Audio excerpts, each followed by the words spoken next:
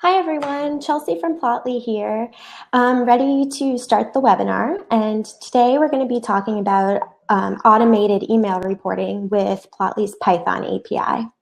So this webinar is going to be a little bit shorter than, but we just wanted to share some instructions on how to set up automated email reporting because we thought quite a few of our users could benefit from this tutorial. Okay, so I'm going to get started sharing my screen here. Okay, so you should be able to see my Jupyter notebook. And here I've set up how we can go, how we can get started. So let me just pull that up. Great, so the first thing I've done is collected a few graphs that I want to add to my automated email here. So basically our email is going to consist of 3 graphs and a bit of text that we can add and edit to fit what we're trying to do. Great, so these are the 3 graphs I'll just quickly show you that I've chosen. So these graphs are graphs that both I have made and some that one of my colleagues has made as well. So it doesn't really matter who the owner of the chart is, but rather that you have permissions. So for example, these are public graphs, but if you want to keep the graph private, you can then add it with a share key. Okay, so right now I'm looking at the chart in Plotly's plot viewer section. So here you'll note that we can see the plot, the data, as well as the code in a few different languages that Plotly offers. Okay. And then this is another chart that we're sharing as well. So I'll be adding this one as the second one, and then finally this third graph. So these are the 3 charts that I've added here in my graph section. So I'm just going to make an array with the URLs that I want.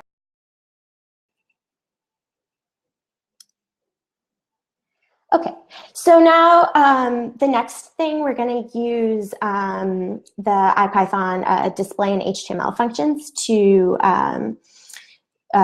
display the template we create in the Jupyter notebook, so we can just check it and make sure things are looking as we want them to. So in the template here, I've just set up the links to the graphs. So what we're going to do is link to each of the graphs from my graph array here. And we're going to set the link so that we display the PNG. So that's why we've added this .png there. And then this will open up the graph in that URL that we just looked at earlier, where the people you share with can see the plots, the data, and the code as well. Yep. Great. So you can also add an email body as a string if that's something that you're interested in. So you can add a descriptor or set up anything that you need there.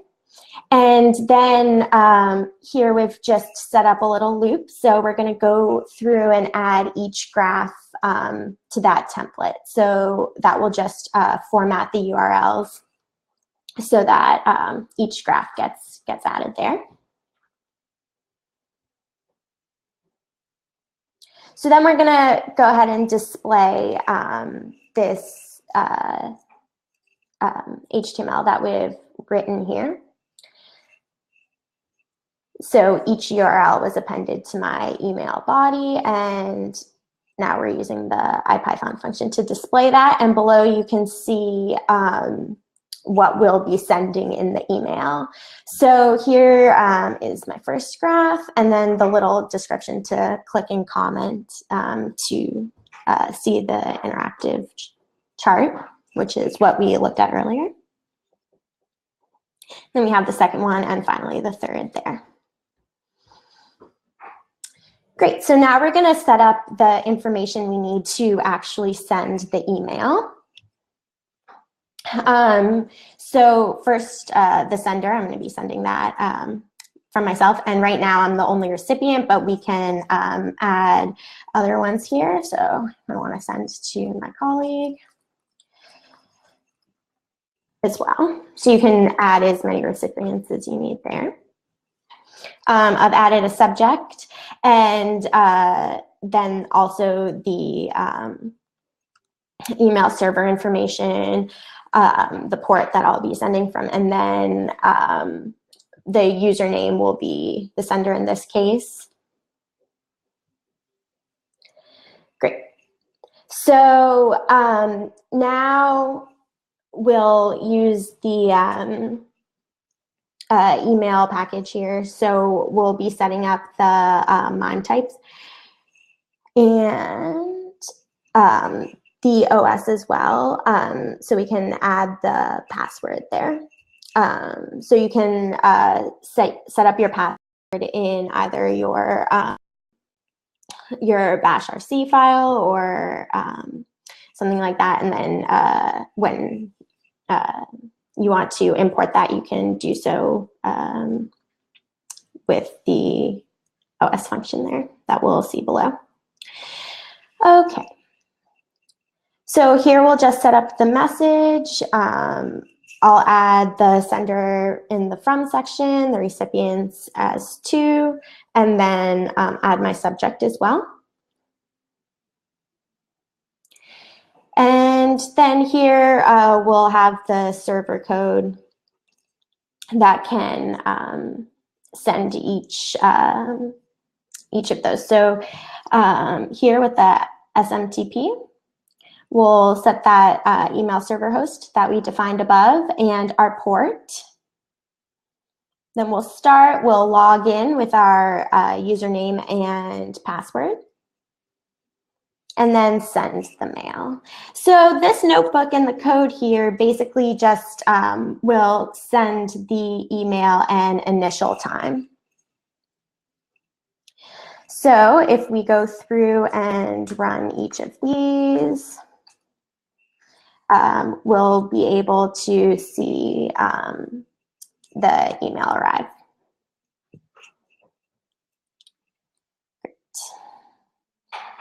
So that showed up down here. I'll have to share that section separately.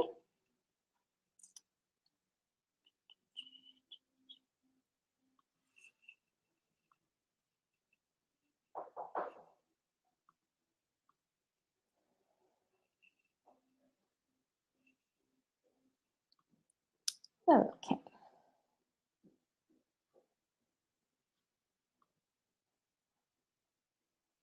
So I'll switch over and share my entire screen now.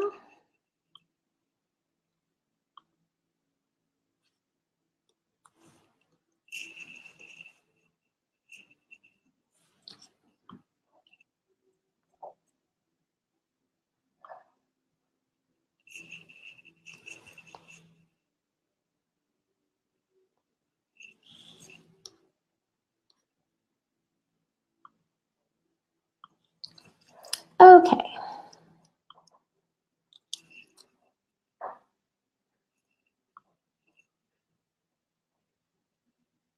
Okay, so sorry about that. We should be able to see the whole screen now. So first we can see that the email has arrived, and it looks the same as the display that we saw in the Jupyter Notebook. And then you can click on the chart, and that will open up in that same view that we checked earlier.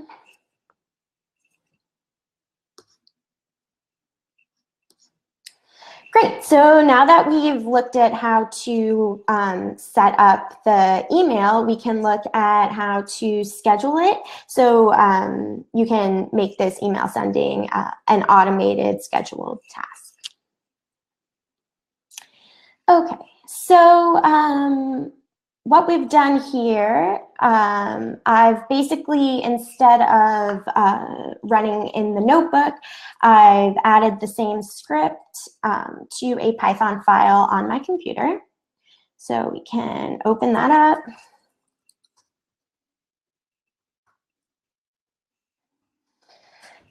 Let's just check that. So here I have my email.py file, which is just the code that we went over in the notebook above. And then now I'm going to schedule this. So I used a cron tab.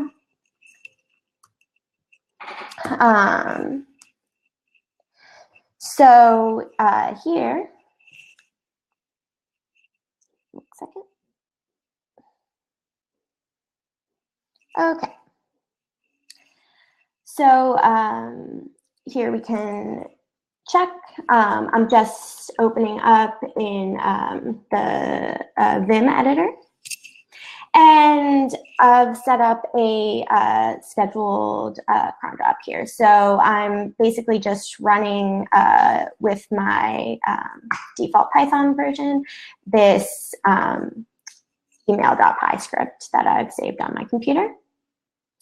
And you can get a little more information about how to schedule this. So this one, it would be scheduled to run daily at 8 o'clock. In the morning, but you can set up, I believe, this first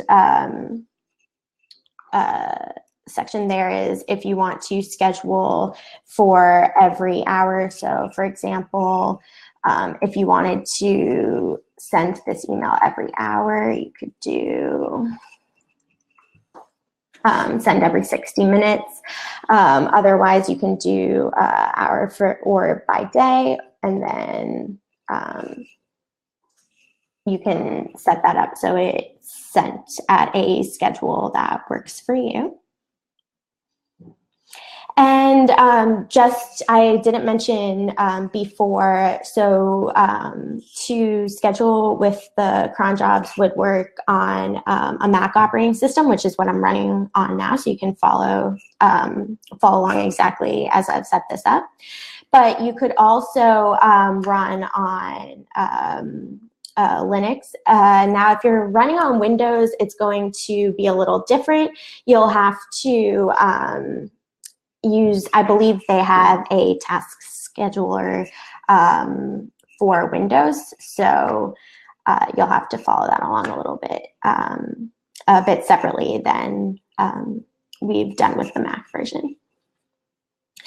So now we've gone over how to send the email and how to schedule the email so it's sent on a regular basis. So that would be if you're updating the charts, this will just send the email, and it's going to, if we look back at our Jupyter notebook, we'll notice that you can update the charts, and when you send the new email, it will send with the PNG of the updated charts as well.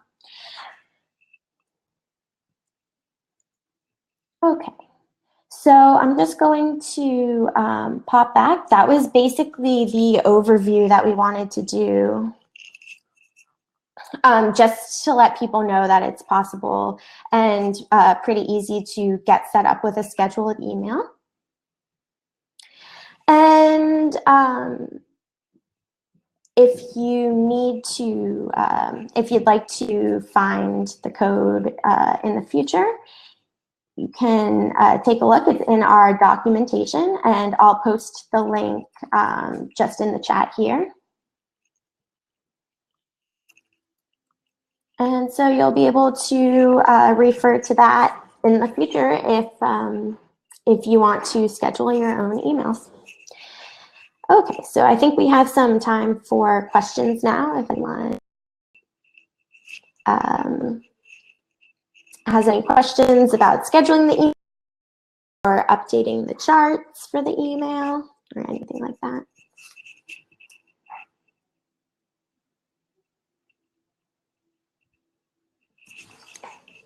Okay, so do we have online Plotly classes?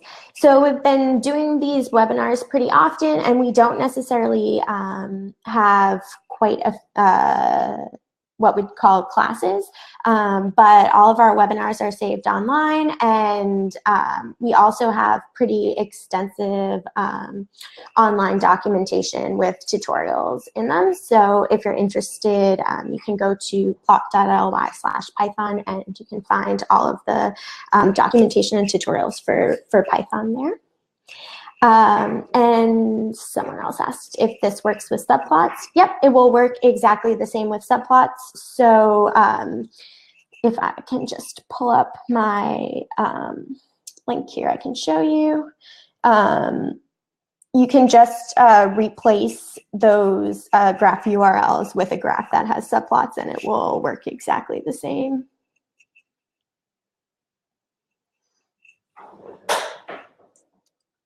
And yep, in this example, we used three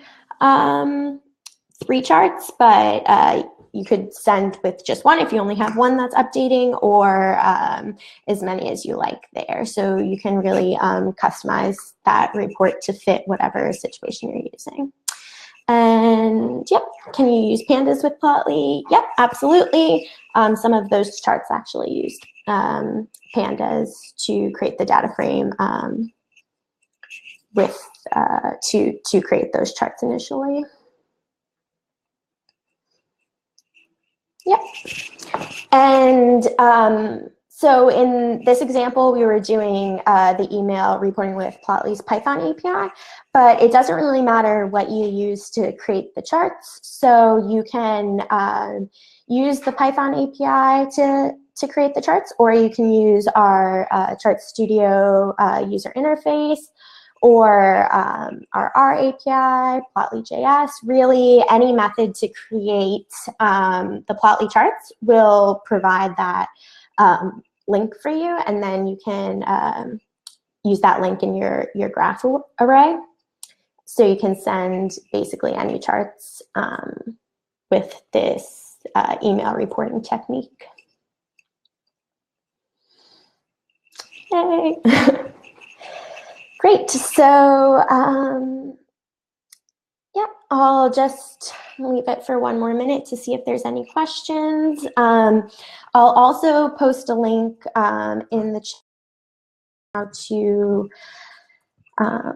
update the graphs. So you guys have a few more resources there. So that can be really useful. Like I said, it's very easy to update charts in Plotly. You just have to set a file name, and then when you run that plot function again with that same file name, your graph will be updated.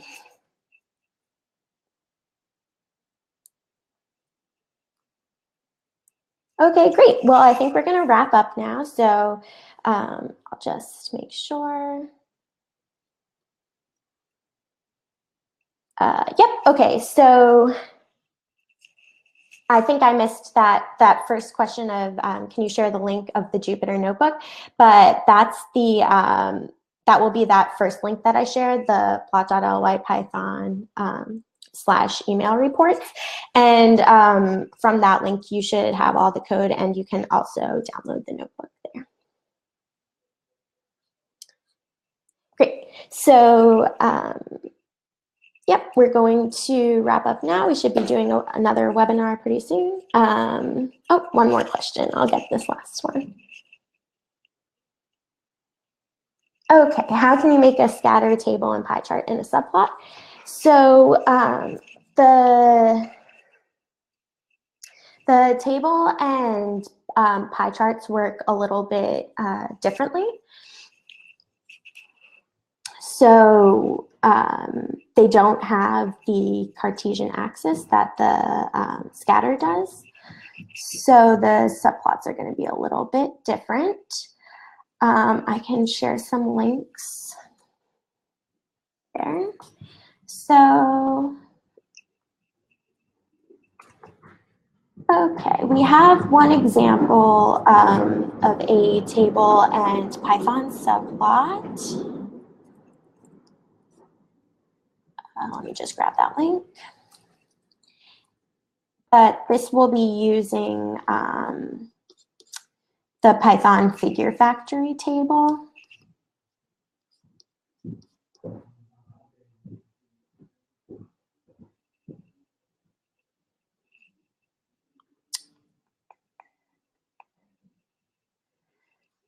Okay, and let me just find that link and then I'll add it.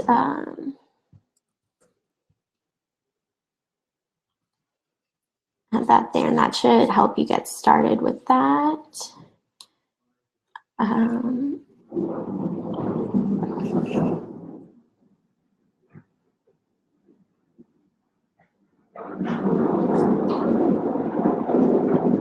Okay, here you go.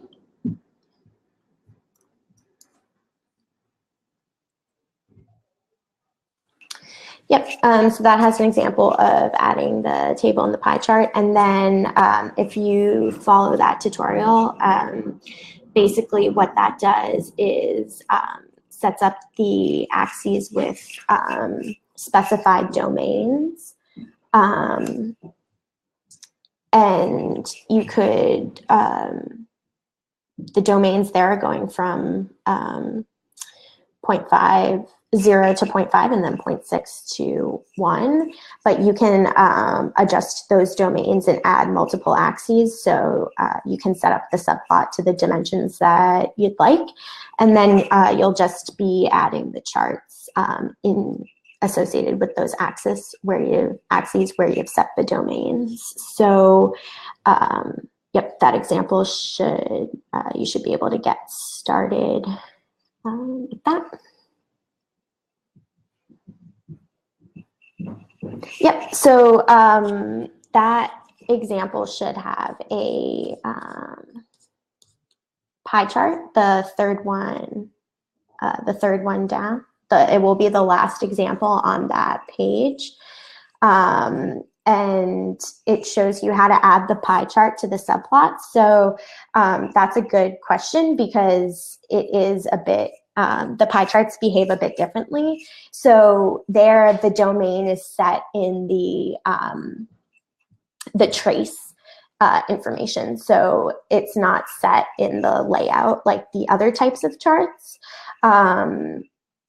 So you'll be able to take a look at that.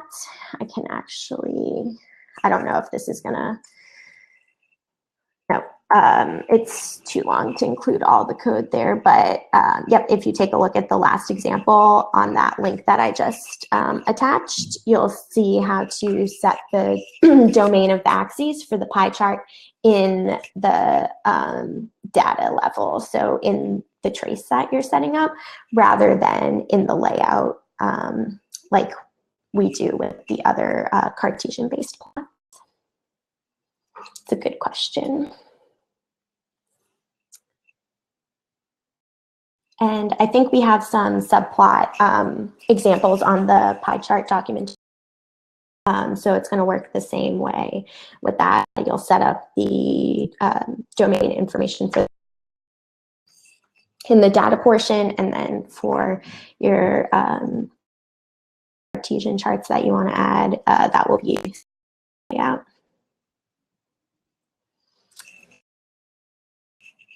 Great. Okay. Well, I hope this tutorial helped a few of you set up an automated email. And yeah, if you have any other questions, you should check out our Python documentation.